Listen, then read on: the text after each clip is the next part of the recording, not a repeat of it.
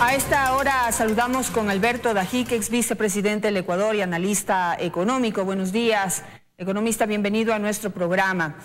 Bueno, si hay algo en lo que coinciden absolutamente todos los economistas o los analistas económicos, no importa la tendencia de la que vengan, es decir, de conservadora o tal vez un poco más hacia la izquierda, todos coinciden en que la situación económica en la que recibe el país el presidente Moreno es complicada. ¿Cuál es su visión de la realidad?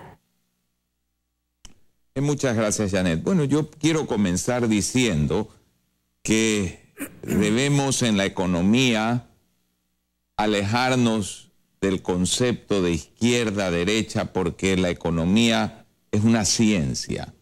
Si usted vende debajo del costo, pierde dinero.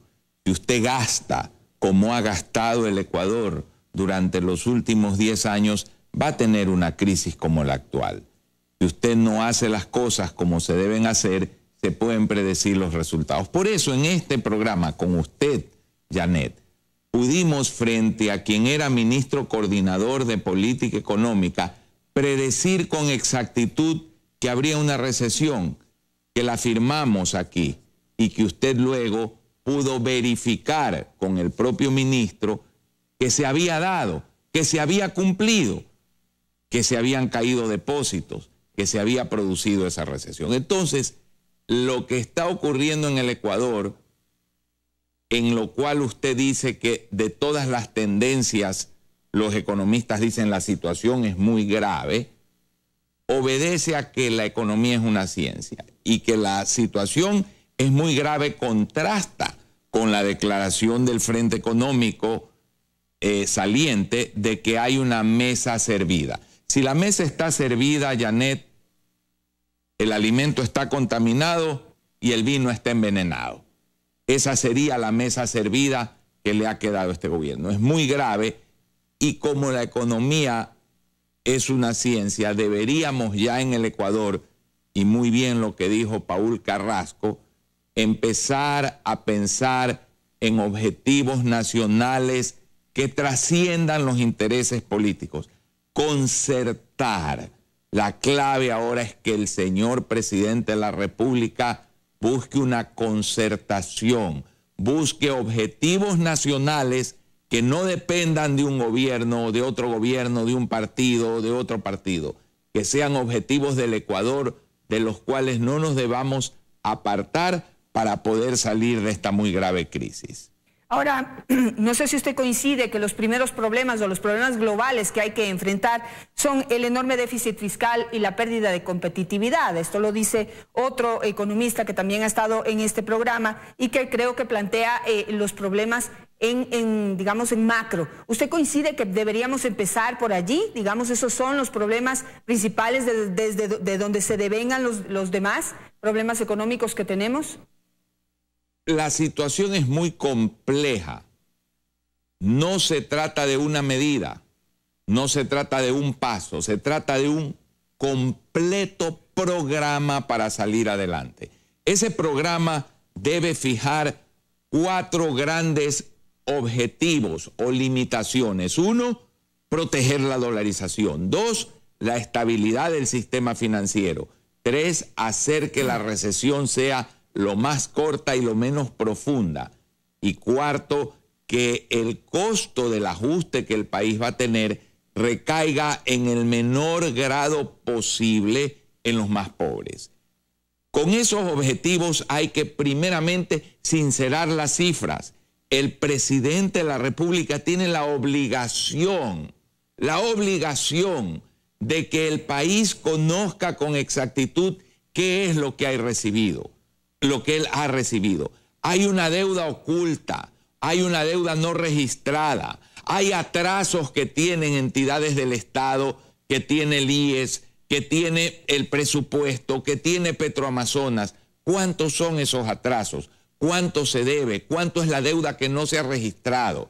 Hay una situación imperdonable de lo que yo llamo el segundo feriado bancario del Ecuador, que es el asalto que ha habido al Banco Central, premeditado, con un conjunto de legislación que fue realizada en contubernio entre el Ministerio Legislativo, que era la antigua Asamblea, y el gobierno, para ir tomando del Banco Central la liquidez que no les pertenecía y dejar al país sin liquidez internacional. Ese problema de la liquidez del Banco Central, sumado al grave problema de la caja fiscal, son los dos elementos más complicados para poder salir adelante, para poder empezar a crecer. Pero y ahora, no se los va a poder resolver. ¿Cómo hacer para que el Banco Central devuelva el dinero que tomó irregularmente? Estaba en 5.800 millones la cuenta, no sé si hay que sumarle los 300 millones más que se ha tomado casi a 8.000 a través del banco, de Petroecuador, que ha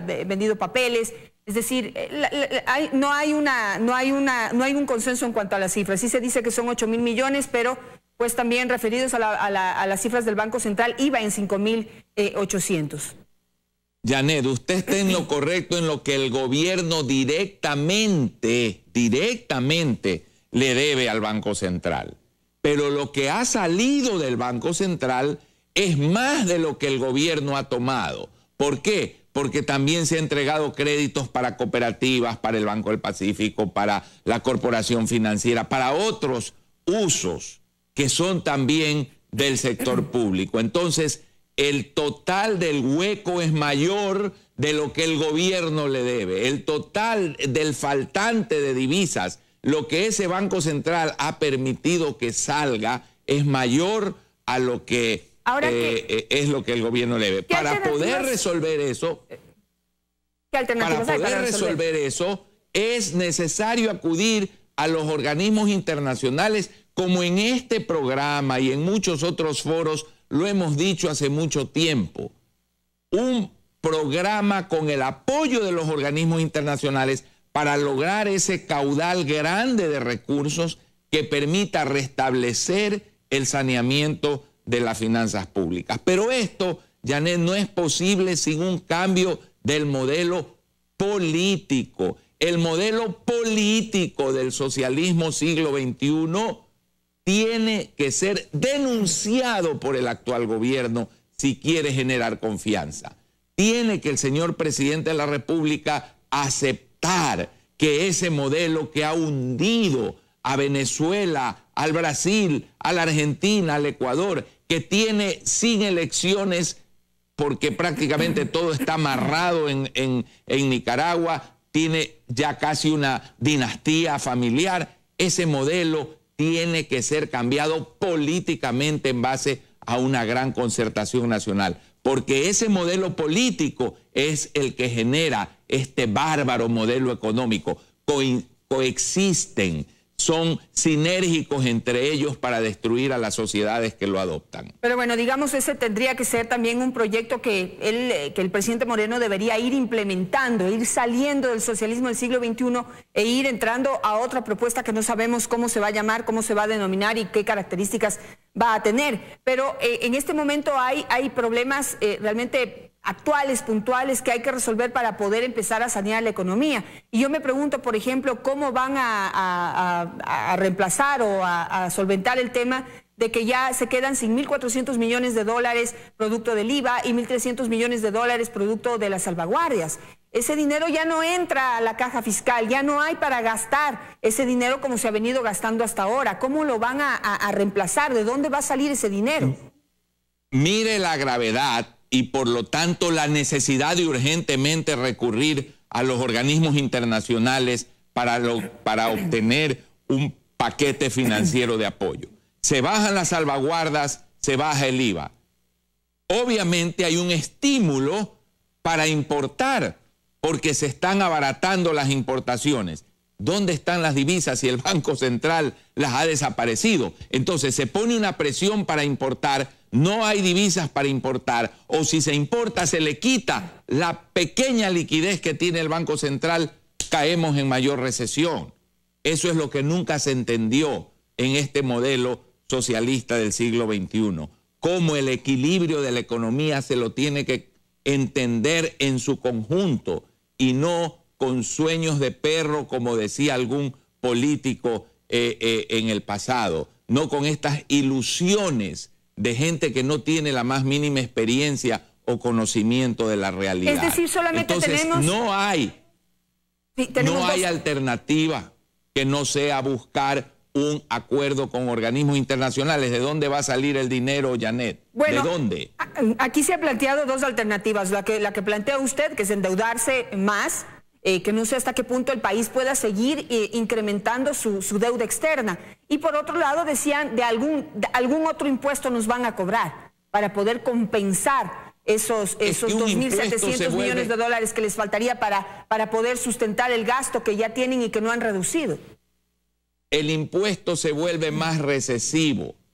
Janet, es lógico que uno no debe endeudarse por endeudarse, pero el Ecuador tiene una cierta capacidad de endeudarse siempre y cuando ese endeudamiento se use para cambiar el modelo, para darle vuelta a la economía, no para profundizar el mismo modelo, no para seguir con los errores. Si usted tiene capacidad de endeudamiento sobre su casa para poder salvar su empresa y lo hace, salva la empresa y salva su casa. Pero si usa la capacidad de endeudamiento que le queda para dar fiestas, pierde la casa y pierde su empresa. Y eso es lo que ha hecho el modelo anterior. Esa es la mesa servida que queda, no es lo que se ha dicho. Entonces, el paquete completo no es una medida.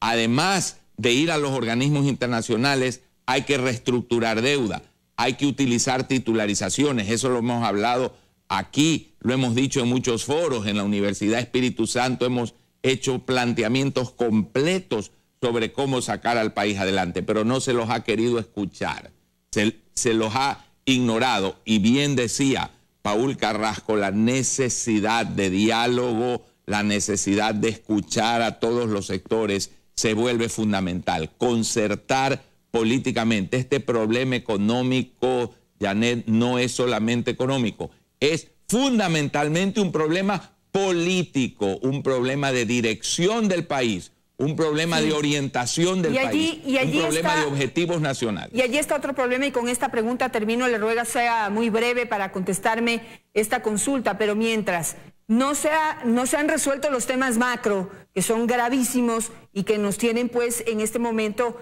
en esta recesión en la que estamos, para no agravarla hay que tomar pues decisiones. Mientras ello no ocurra, el presidente Moreno no va a poder cumplir sus promesas político-económicas en torno al área social, como subir el bono, como construir 325.000 casas, que dice que de ahí va a generar empleo. Es decir, hay una demagogia que hay que aclarar aquí también. Hay que poner las cartas bien claras sobre la mesa para no generarnos ilusiones y después tener problemas de gobernabilidad. Su pregunta es clave. El presidente de la República hizo unas promesas. O mintió o no le dijeron la verdad sobre la situación del Ecuador. Si él hubiese conocido a fondo la situación del Ecuador, no hubiera podido prometer lo que prometió. Entonces quedan dos alternativas. Una, decir mentí, y la otra, decirle al país ecuatorianos: esta es la realidad que recibo. La realidad que recibo me obliga a revisar las promesas que hice, pero tenemos que censurar, tenemos que castigar, tenemos que desnudar a quienes dejaron esta mesa servida con alimento contaminado y vino envenenado.